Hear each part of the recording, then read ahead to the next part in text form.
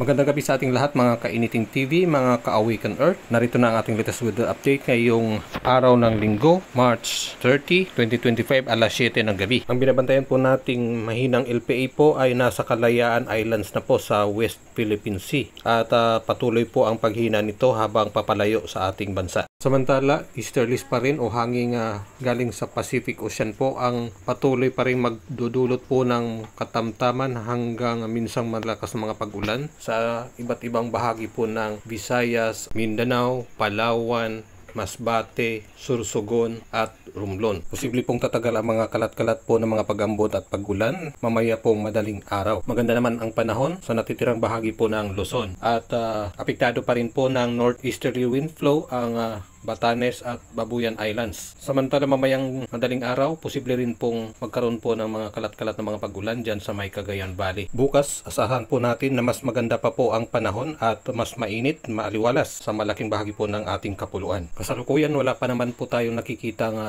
iba pang LPA o anumang sama ng panahon sa loob at labas ng ating Philippine Area of Responsibility. Para po sa mga viewers natin sa YouTube, para po makatanggap po kayo ng mga latest weather updates, earthquake informations, mga tsunami, mga heavy rainfall warnings o thunderstorms warnings, mag-follow po kayo sa ating Awaken Earth. Dedicated po yan para sa ating mga weather updates.